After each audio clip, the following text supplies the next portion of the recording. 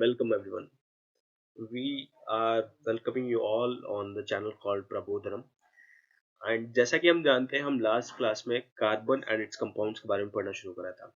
And अगर मैं recap दूं तो हमने ब्रॉडली अगर हम देखें तो हमने दो बातों के बारे में जाना था कि carbon is a versatile element. पहली चीज ये देखी थी हमने. एंड इसके साथ साथ हमने ये भी जाना था कि why carbon is so special. Why carbon is so special. And while dealing with this topic, that is why carbon is so special, हमने जाना कि कार्बन स्पेशल दो फीचर्स की वजह से है. पहला है covalent bond forming ability. And ये जो कोवेलेंट बॉन्ड फॉर्मिंग एबिलिटी है इसके अंदर वो है because of its tetravalency. Tetravalency मतलब लास्ट शेल में 4 इलेक्ट्रॉन्स का होना. लास्ट शेल में 4 इलेक्ट्रॉन्स थे जिसकी वजह से वो ना ही इलेक्ट्रॉन्स को लूज कर पा रहा था ना ही इलेक्ट्रॉन्स को गेन कर पा रहा था, जिसकी वजह से वो कोवेलेंट बॉन्ड बना रहा था. कोवेलेंट बॉन्ड याद कर लो. आयनिक बॉन्ड का मतलब है कि bond due to permanent transfer of electrons, जबकि कोवेलेंट बॉन्ड का मतलब है bond due to sharing of electrons. And क्योंकि कार्बन इलेक्ट्रॉन्स की शेयरिंग की वजह से बॉन्ड्स बनाता था, इसलिए हमने जाना कि कार्बन स्पेशल है because of its carbon covalent bond forming ability. लेकिन इसके साथ साथ हमने ये भी पढ़ा कि कार्बन ही इकलौता ऐसा नहीं है जो कि कोवेलेंट बॉन्ड बनाता है. कार्बन के अलावा और भी ऐसे कंपाउंड्स हैं हमारे पास जो कि कोवेलेंट बॉन्ड बनाते हैं. तो फिर कार्बन को दूसरी चीज जो बहुत ज्यादा स्पेशल बनाती है वो है कैटिनेशन. एंड कैटिनेशन का मतलब है self linking ability. Self linking मतलब खुद से खुद को जोड़ पाने की एबिलिटी. अगर ये कार्बन का एटम है, ये दूसरा कार्बन का एटम है, क्योंकि ये एक दूसरे को अटैच कर सकते हैं, एक दूसरे को लिंक कर सकते हैं. एंड इसी प्रॉपर्टी को हम कहते हैं कैटिनेशन. मैंने इवन ये बताया भी था कि more than 100 carbons can catenate themselves. यानी 100 से ज्यादा कार्बन्स भी एक दूसरे को कैटिनेट कर सकते हैं, जोड़ सकते हैं. एंड इतनी वास्ट कैटिनेशन एबिलिटी और किसी के अंदर मौजूद नहीं है, इसीलिए carbon special. And catenation ability अगर हम याद करें तो इसके पास अवेलेबिलिटी, ये कैटिनेशन की एबिलिटी आती है because of its small size. And जो मेन चीज है इसके पीछे वो है कार्बन कार्बन का स्ट्रेंथ. क्योंकि कार्बन कार्बन के बीच ग्रेटर स्ट्रेंथ पाया जाता है, इसीलिए ये एबिलिटी इसके अंदर देखने को मिलती है. अब तक हमने ये सारी चीजें देख ली थी. ऑर्गेनिक कंपाउंड्स कहते हैं कंपाउंड्स ऑफ कार्बन को. Compounds of carbon containing usually hydrogen and one or more other elements.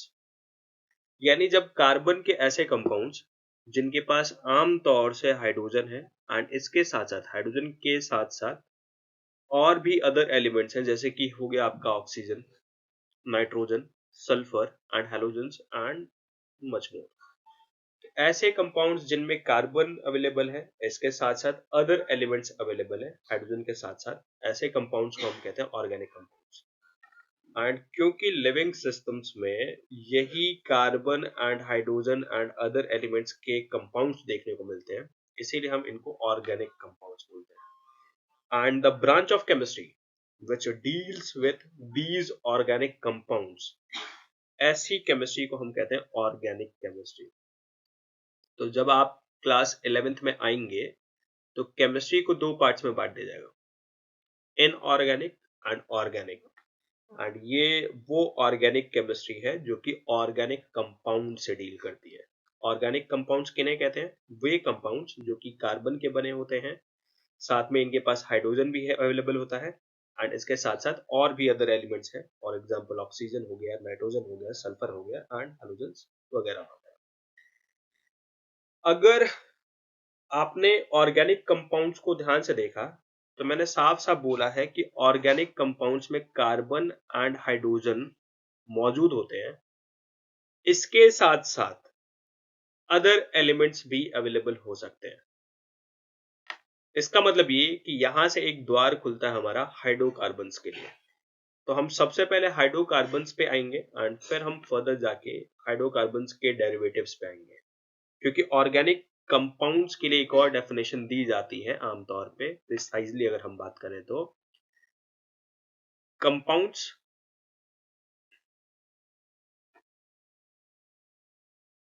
containing hydrocarbons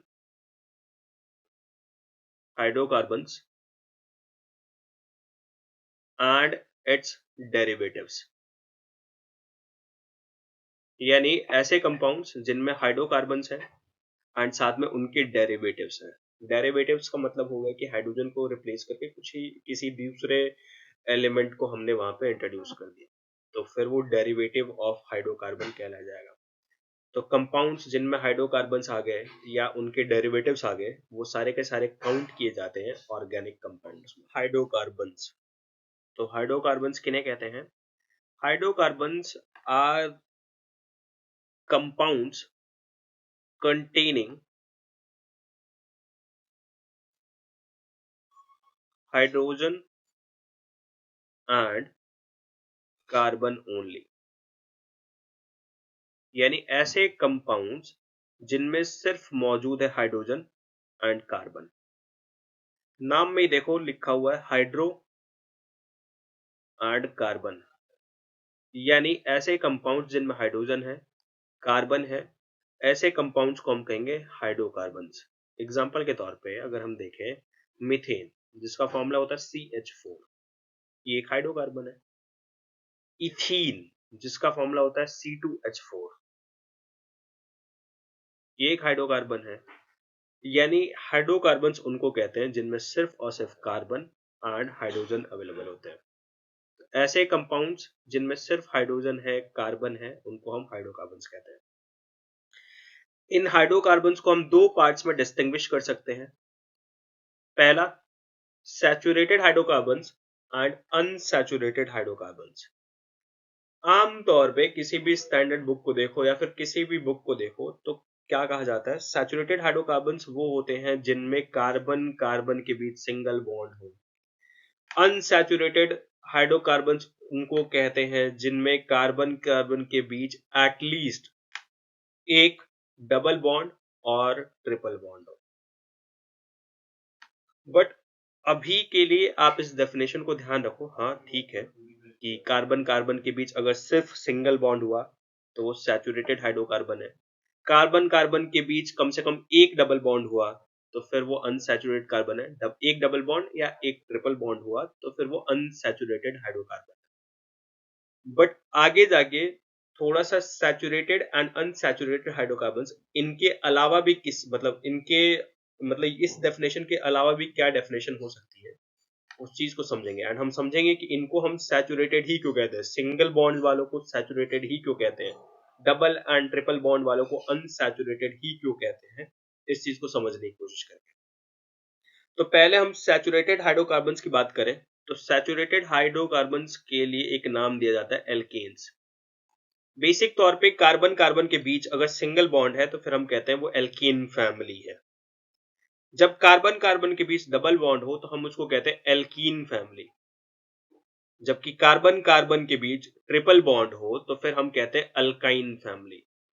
sir ये single bond, double bond, triple bond, अगर आपने लास्ट वीडियो देखी है तो गुड, नहीं देखी तो एक बार देखो। एंड अगर थोड़ा सा रिवाइज कराने की बात करूं मैं, तो जब एक कार्बन दूसरे कार्बन के साथ एक इलेक्ट्रॉन की शेयरिंग कर रहा है तो हम कहते हैं कि कार्बन कार्बन के बीच सिंगल बॉन्ड बन रहा है। इसी तरीके से दो कार्बन्स एक दूसरे के साथ अगर दो इलेक्ट्रॉन्स की शेयरिंग कर रहे हैं तो हम कहते हैं कि इनके बीच डबल कोवेलेंट बॉन्ड बन रहा है।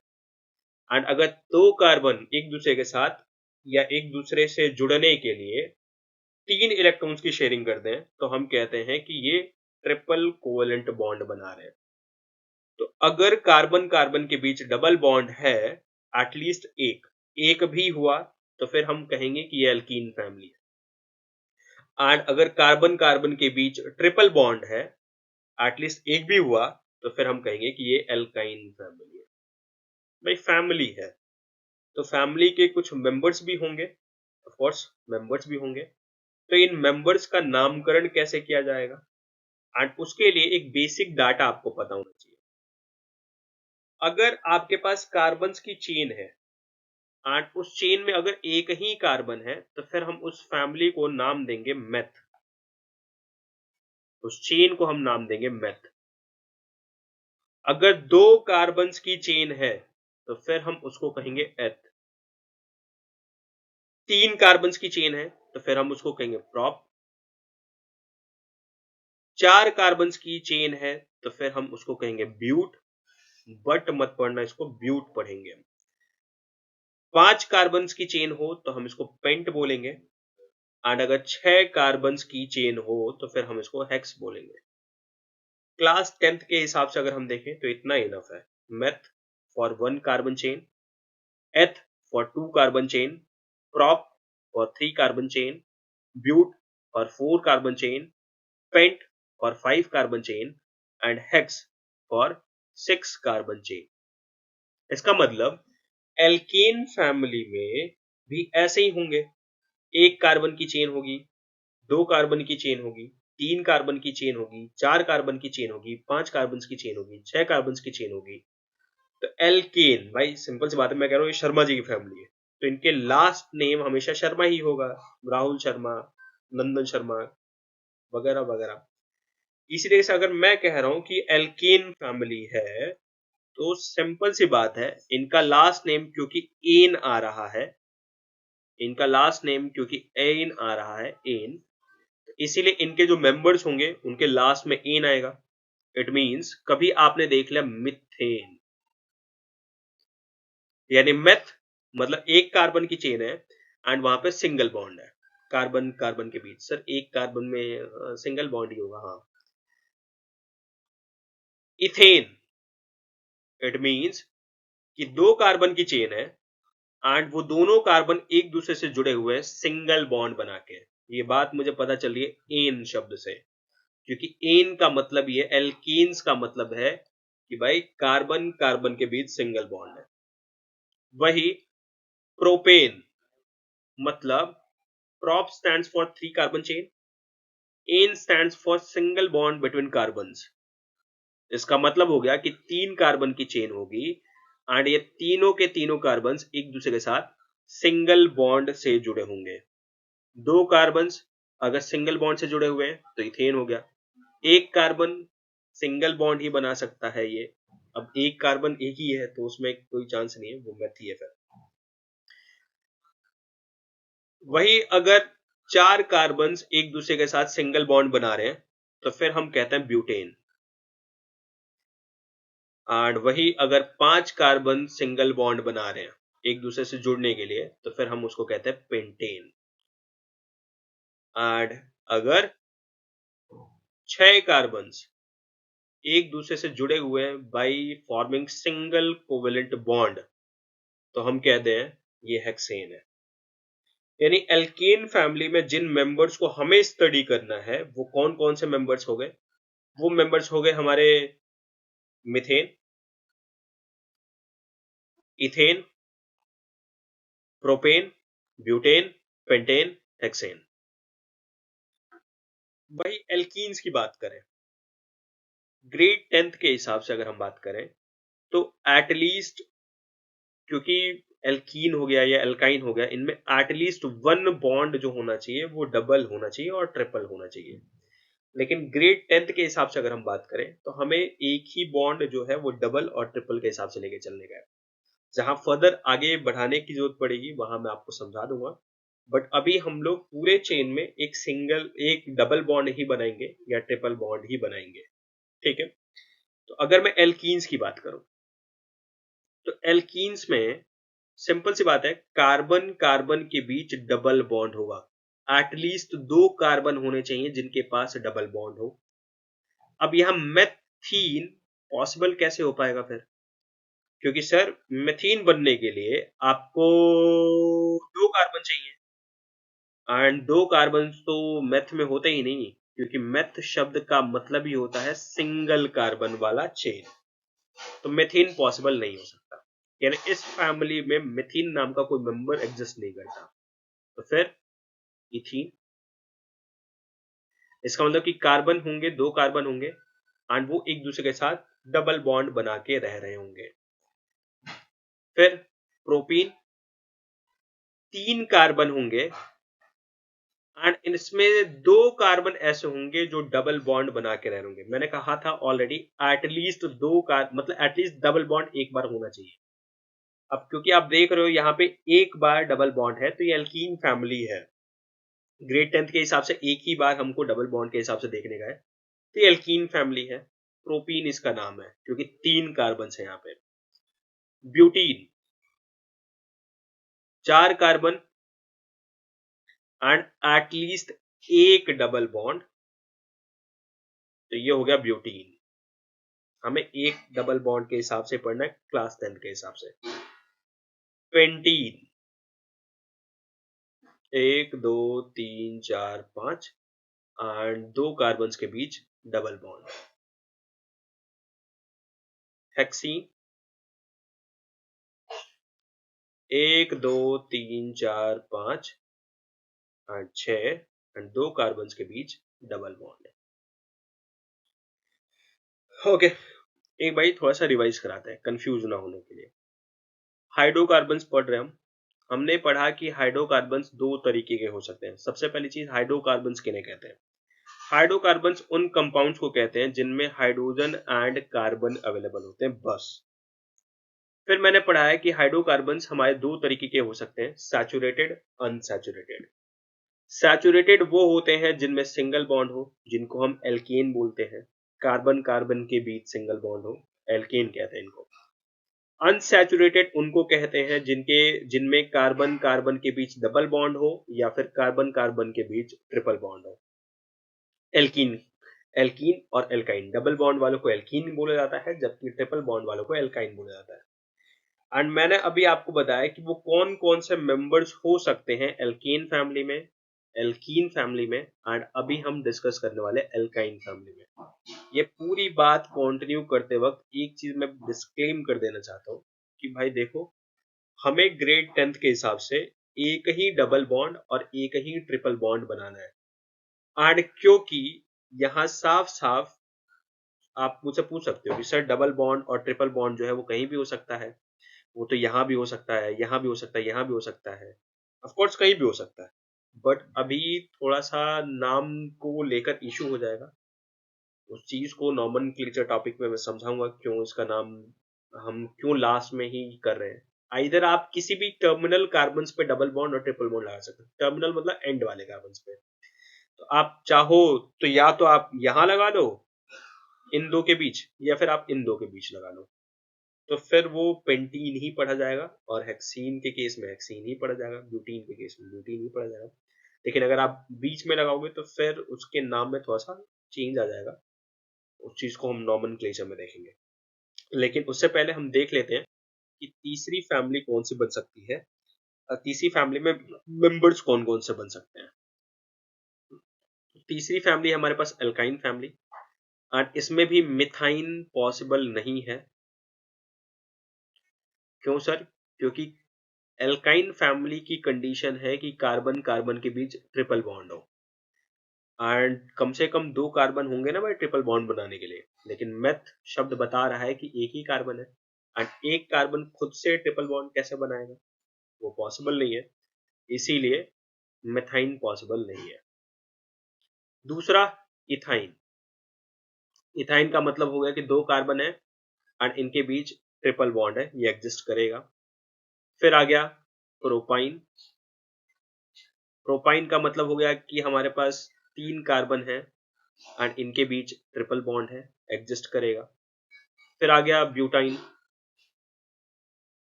ब्यूटाइन मतलब 4 कार्बन है एंड 2 कार्बन के बीच ट्रिपल बॉन्ड है, एग्जिस्ट कर जाएगा भाई।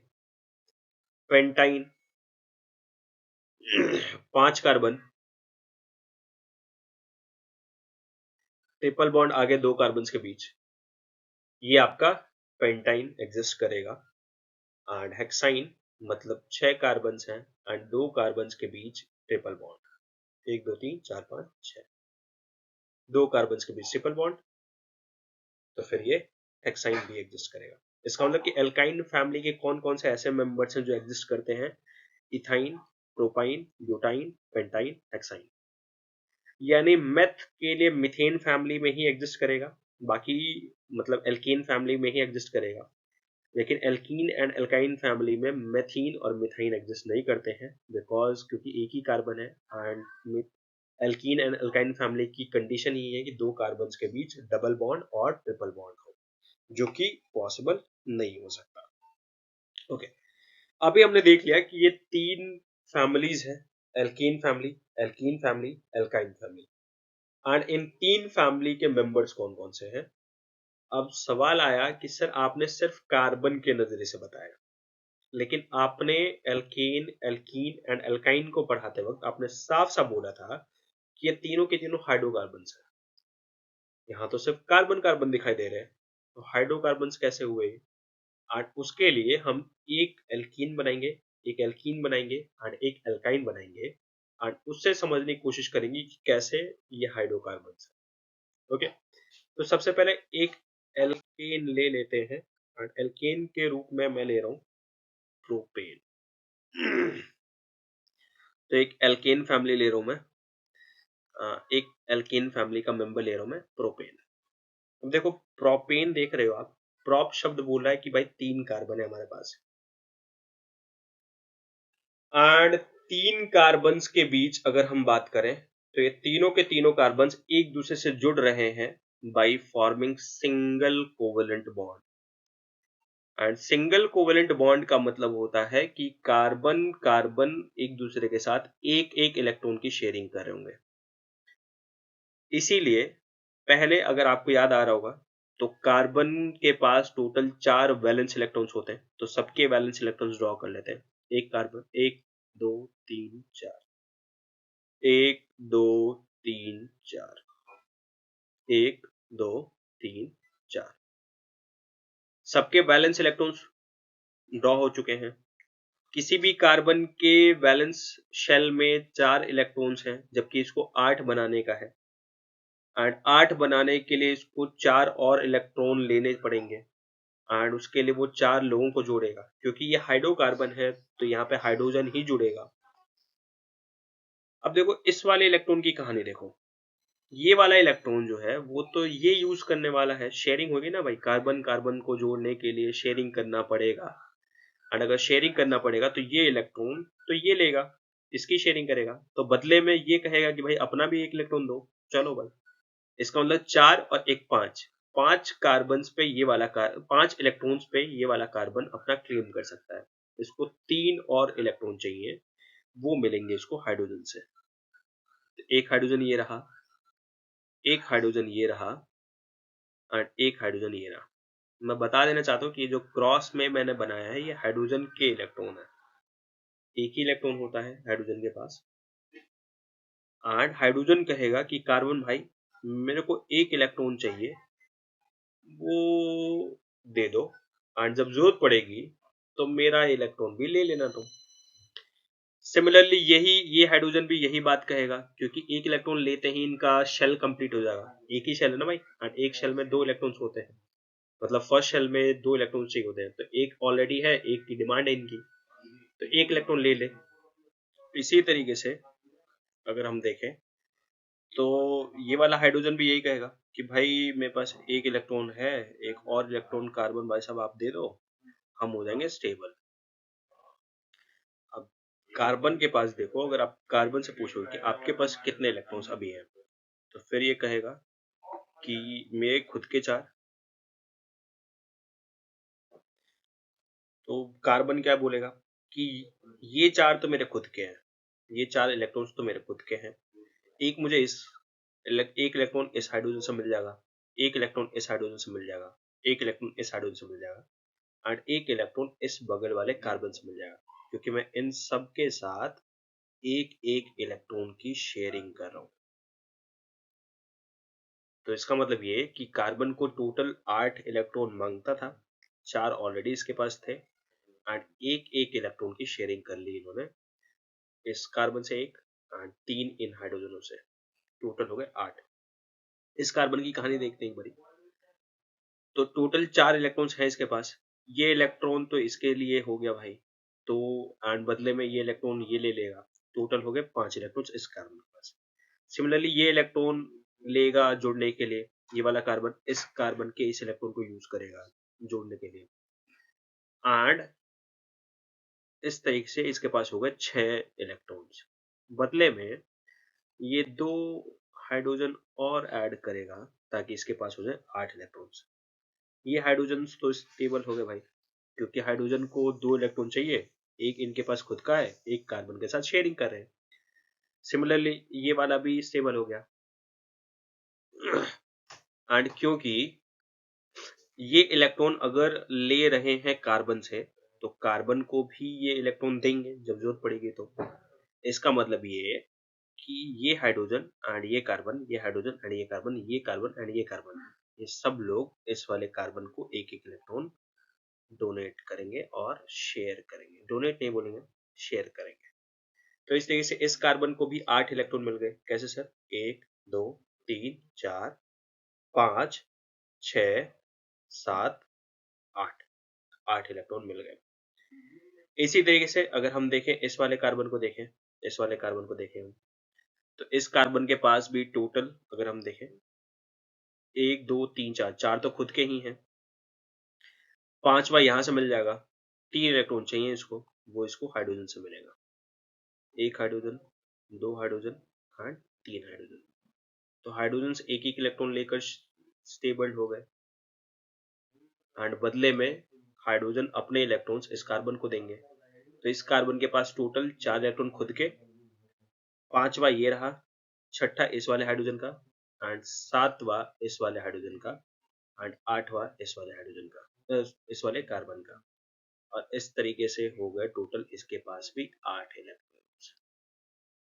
यानी ये कार्बन भी स्टेबल हो गया, ये कार्बन भी स्टेबल हो गया, एंड ये कार्बन भी स्टेबल हो गया। तो कार्बन कार्बन के बीच तो एक इलेक्ट्रॉन की शेयरिंग हो रही है, एंड जो बचे हुए इलेक्ट्रॉन्स हैं वो मिल पा रहे हैं हाइड्रोजन से। ये हुआ ना एक हाइड्रोकार्बन। हाँ, ये एक हाइड्रोकार्बन है, एंड ये एल्केन हाइड्रोकार्बन है, क्योंकि कार्बन कार्बन के बीच एक एक इलेक्ट्रॉन की शेयरिंग हो रही है। ये जो मैंने बनाया है ये है dot structure of propane. Dot structure of propane. इसके लिए एक और स्ट्रक्चर हम इसको शो कर सकते हैं, इसको हम कहते हैं चेन स्ट्रक्चर। इसमें इलेक्ट्रॉन्स ना दिखा के हम डायरेक्टली बॉन्ड दिखाते हैं, एंड आप देख सकते हैं कि कार्बन्स एंड हाइड्रोजन्स के बीच किस तरीके से मैं बॉन्ड दिखा रहा हूं। देख रहे हैं आप, ये रहा आपका कार्बन, एंड इस कार्बन के 3 बॉन्ड्स बने हुए हाइड्रोजन के साथ, चौथा बॉन्ड ये बना हुआ है। कुल मिलाकर यहाँ नोटिस करने वाली बात है कि एक कार्बन 4 बॉन्ड बनाता है, एंड देख सकते हो आप क्योंकि 4 वैलेंस इलेक्ट्रॉन्स हैं, तो ये रहा कार्बन एंड 4 बॉन्ड बना रहा है, एक इस हाइड्रोजन के साथ, एक इस हाइड्रोजन के साथ, एक इस वाले हाइड्रोजन के साथ, एंड एक इस बगल वाले कार्बन के साथ। सिमिलरली ये वाला कार्बन जो है ये भी 4 बॉन्ड बना रहा है, 2 हाइड्रोजनों के साथ एंड 2 कार्बनों के साथ, 4 बॉन्ड इसके भी हो गए। एंड ये वाला कार्बन भी टोटल 4 बॉन्ड बना रहा है, एंड एक बॉन्ड स्टैंड्स फॉर 2 इलेक्ट्रॉन्स, है ना। तो एक कार्बन ये रहा, 3 आपके हाइड्रोजन ये रहे, एंड एक बगल वाला कार्बन। तो कुल मिला के 4 बॉन्ड्स यहाँ भी बन रहे हैं। तो कुल मिलाकर आप देख रहे हो कि हर कार्बन के 4 बॉन्ड बन रहे हैं, सबको 8-8 इलेक्ट्रॉन मिल जा रहे हैं, सारे कार्बन स्टेबल है। इनको इलेक्ट्रॉन या तो खुद से मिल रहा है या हाइड्रोजन से मिल रहा है। तो फिर इसको हम क्या बोलेंगे? ये एक किस्म का हाइड्रोकार्बन हुआ। ये एक किस्म का क्या हुआ? ये एक किस्म का हाइड्रोकार्बन हो गया। ये एल्केन एक किस्म का हाइड्रोकार्बन हो गया। कैसे सर? क्योंकि भाई ऑल द वे इसमें सिर्फ और सिर्फ क्या है? कार्बन एंड हाइड्रोजन है। इसका फॉर्मूला अगर आप मुझसे पूछेंगे तो फॉर्मूला क्या बन जाएगा इस प्रोपेन नाम के एल्केन का? इसका फॉर्मूला होगा C3, क्योंकि 3 कार्बन है, 1 2 3 4 5 6 7 8, 8 हाइड्रोजन है, तो C3H8। इसको लिखने का एक और तरीका है, CH3, एक कार्बन 3 हाइड्रोजन जुड़े हुए हैं CH2 के साथ, एक कार्बन 2 हाइड्रोजन के साथ, और ये जुड़े हुए हैं CH3, एक कार्बन 3 हाइड्रोजनों के साथ। तो ये है आपका प्रोपेन। इसी तरीके से हम प्रोपीन भी बना सकते हैं। तो एक एल्कीन फैमिली उठा लेते हैं, और एल्कीन फैमिली का मेंबर ले रहा हूं मैं प्रोपीन, जिसको मैं बना के दिखा रहा हूं। एल्कीन एंड वो उसमें भी प्रोपीन। प्रोपीन साफ साफ बोल रहा है कि भाई प्रॉप हूं मैं, प्रॉप मतलब 3 कार्बन की चेन है, एंड ये जो 3 कार्बन हैं इनके बीच एक डबल बॉन्ड है। क्लास 10th के हिसाब से एक डबल बॉन्ड की ही स्टडी करनी है मैं। तो एक डबल बॉन्ड है, तो ये बनाया हमने 3 कार्बन, एक कार्बन, 2 कार्बन, 3 कार्बन। एंड क्योंकि ये 2 कार्बन जो है, ये दो एक दूसरे के साथ 2 इलेक्ट्रॉन्स की शेयरिंग करने वाले हैं। इसका मतलब कि ये 2 इलेक्ट्रॉन जो हैं वो ये जो कार्बन है वो यूज करेगा। ये कार्बन के पास मतलब किसी भी कार्बन के पास टोटल 4 वैलेंस इलेक्ट्रॉन्स हैं, उसमें से एक इलेक्ट्रॉन ये यूज कराएगा। 1 2 3, ये रहा चौथा। 1 2, ये और किसी के साथ तो जुड़ना नहीं है इसको, तो 3 4, एंड इसको एक इलेक्ट्रॉन चाहिए इसके लिए, एंड 3 इलेक्ट्रॉन्स ये हाइड्रोजनों के साथ जोड़ेगा। हाइड्रोकार्बन है ये, तो या तो कार्बन कार्बन या कार्बन हाइड्रोजन, ऐसे ही चलने वाला है। तो सिंपल, अब हम यहाँ पे हाइड्रोजन फिल करते हैं। अब इस कार्बन से पूछो भाई तुम पे टोटल कितने वैलेंस इलेक्ट्रॉन्स हैं? 4 है, 1 2 3 4। तुमको और कितने चाहिए? 4 और चाहिए, ठीक है। तो 2 तो तुम्हारा यहां से मिल जाएगा, 2 कहां से लोगे? तो हाइड्रोजन से। तो ये हाइड्रोजन एक इलेक्ट्रॉन लेकर, एक इलेक्ट्रॉन की शेयरिंग करके स्टेबल हो जाएगा, एंड एश्योरेंस देगा कि जब भी तुम्हें एक इलेक्ट्रॉन चाहिए होगा तुम हमारा इलेक्ट्रॉन ले सकते हो। तो इस कार्बन से पूछो क्या तुम पे 8 इलेक्ट्रॉन आ गए? ये कहेगा हाँ। कैसे? 1 2 3 4, 4 तो मेरे खुद के, पांचवा, छठा, सातवां, आठवां। इसका मतलब कि इसको 8 इलेक्ट्रॉन्स मिल गए, ये भी स्टेबल हो गया। इस कार्बन से पूछो, ये कहेगा कि भाई मुझे अभी साफ साफ 6 इलेक्ट्रॉन दिखाई दे रहे हैं। कैसे? 1 2 3 4, ये 4 तो मेरे खुद के, 2 इधर से मिल जाएगा, 6 हो गए, एंड एक इधर से मिल जाएगा, 7। 7 इलेक्ट्रॉन्स मुझे दिखाई दे रहे हैं। एक इलेक्ट्रॉन चाहिए एंड वो मुझे हाइड्रोजन से मिलेगा। एंड इस तरीके से इसने हाइड्रोजन के साथ एक इलेक्ट्रॉन की शेयरिंग करी, 2 इसके साथ शेयरिंग करा बगल वाले के साथ, एंड एक इस वाले कार्बन के साथ शेयर करा। तो कुल मिलाकर इसके पास भी 8 इलेक्ट्रॉन्स अवेलेबल हो गए। हाइड्रोजन को एक मतलब 2 चाहिए होते हैं, एक खुद का है ही एंड एक कार्बन के साथ शेयर कर लेगा ये, तो ये भी स्टेबल हो गया। इस वाले कार्बन की कहानी है कि इसके पास 5 इलेक्ट्रॉन अभी के टाइम में दिखाई दे रहे हैं, 4 खुद के, एक यहां से मिलेगा, शेयरिंग चल रही है ना इनके बीच, एक यहां से मिल जाएगा, 3 चाहिए एंड वो 3 कहां से मिलेगा? हाइड्रोजनों से मिल जाएगा। तो ये एंड एक और हाइड्रोजन, ये हाइड्रोजन तो स्टेबल हो गए। इन्होंने एश्योर भी कर दिया कि भाई तुमको जब भी चाहिए होगा तुम हमारा इलेक्ट्रॉन भी ले सकते हो। इसका मतलब कि ये कार्बन अब ये क्या कहेगा कि भाई मेरे पास 8 इलेक्ट्रॉन हो गए। कैसे? 4 मेरे खुद के, एक यहां से मिल जाएगा, 5 6 7 एंड 8, यानी कुल मिलाकर 8 इलेक्ट्रॉन्स मुझे दिखाई दे रहे हैं। यानी सारे के सारे कार्बन स्टेबल हो गए, सारे हाइड्रोजन स्टेबल हो गए, कुल मिलाकर ये पूरी की पूरी फैमिली बन गई है जिसका नाम है प्रोपीन। एंड प्रोपीन का अगर मैं आपको चेन स्ट्रक्चर दिखाने की कोशिश करूं तो चेन स्ट्रक्चर कैसा बनेगा? एक कार्बन जिसने 3 हाइड्रोजन जोड़े हुए अपने साथ, एंड दूसरे कार्बन के साथ जुड़ा हुआ है जिसने एक हाइड्रोजन अपने साथ जोड़ा हुआ है, एंड ये कार्बन 2 बॉन्ड बना रहा है दूसरे कार्बन के साथ जिसके पास 2 हाइड्रोजन है। ये हो गया आपका प्रोपीन। अगर आप मुझसे इसका फॉर्मूला पूछेंगे तो फिर मैं बोलूंगा C3, क्योंकि 3 कार्बन है एंड हाइड्रोजन कितने हैं? 1 2 3 4 5 6, 6 हाइड्रोजन है, ये होगा C3H6। इसको लिखने का एक और तरीका है भाई, CH3 मतलब एक कार्बन 3 हाइड्रोजन एक साथ जुड़े हुए हैं, किससे? CH के साथ, एंड ये जुड़ा हुआ है किससे? CH2 के साथ, एक कार्बन 2 हाइड्रोजन के साथ। आप ऐसे भी रिप्रेजेंट कर सकते हो। ये क्या है? ये है डॉट स्ट्रक्चर ऑफ प्रोपीन, जबकि ये क्या है? ये आपका चेन स्ट्रक्चर ऑफ प्रोपीन। तो डॉट एंड चेन आपको दिखाई दे रही है। अभी हमने एक एल्केन बना के देख लिया, एक एल्कीन बना के देख लिया, एंड एक एल्काइन बना के देख। तो एक एल्कीन बना के देख लेते हैं कि सॉरी एल्काइन बना के देख लेते हैं। एंड एल्काइन के रूप में मैं बना रहा हूँ प्रोपाइन। एल्काइन के रूप में हम बना रहे हैं प्रोपाइन। एल्काइन याद कर लें अगर हम, एल्काइंस उनको कहते हैं जिनमें कार्बन कार्बन के बीच ट्रिपल बॉन्ड हो, मतलब दो कार्बन एक दूसरे से जुड़े हुए हैं 3 इलेक्ट्रॉन्स की शेयरिंग करके, एंड एटलीस्ट वन ऐसा पेयर होना चाहिए। तो फिर वो पूरी की पूरी चेन एल्काइन चेन कहलाई जाएगी या एल्काइन फैमिली की मानी जाएगी। हम प्रोपाइन बात करें, एंड प्रोपाइन का मतलब हो गया 3 कार्बन की चेन है हमारे पास, एंड 3 कार्बन में दो ऐसे कार्बन होंगे, एटलीस्ट वैसे बोलना चाहिए मुझे कि एटलीस्ट दो ऐसे कार्बन होंगे जो खुद से जुड़ने के लिए, एक दूसरे से जुड़ने के लिए 3 इलेक्ट्रॉन्स की शेयरिंग करेंगे। तो हमने मान लिया कि ये दो वो कार्बन हैं जो कि 3 इलेक्ट्रॉन्स की शेयरिंग करेंगे खुद से जुड़ने के लिए। क्योंकि इनके पास टोटल 4 इलेक्ट्रॉन्स होते हैं, वैलेंस इलेक्ट्रॉन्स, 4 वैलेंस इलेक्ट्रॉन्स होते हैं, तो 3 और 3 6 का जुगाड़ तो हो गया भाई इस कार्बन के लिए।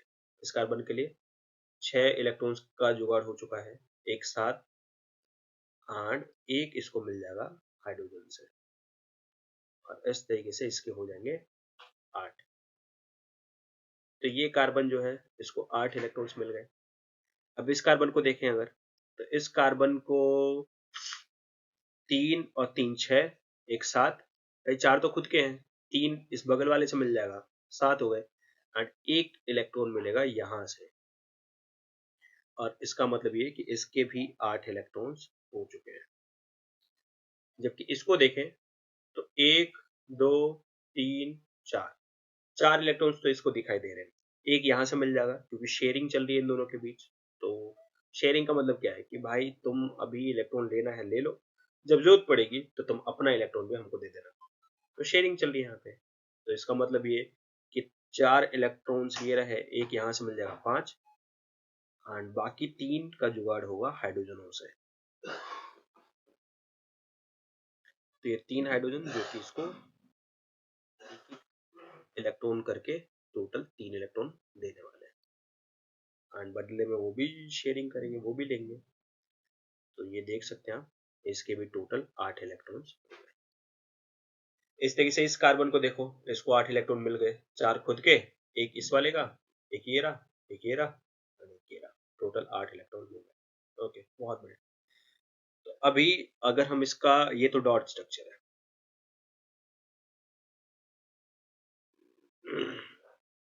अभी हम इसका अगर चेन स्ट्रक्चर बनाएं तो चेन स्ट्रक्चर कैसा बनेगा? कार्बन जो कि जुड़ा हुआ है 3 हाइड्रोजनों के साथ, साथ में ये जुड़ा हुआ है एक कार्बन के साथ जो कि ट्रिपल बॉन्ड बना रहा है अगले कार्बन के साथ, जो कि एक सिंगल बॉन्ड बना रहा है हाइड्रोजनों के साथ, एक हाइड्रोजन के साथ, और इस तरीके से ये बन गया इसका चेन स्ट्रक्चर।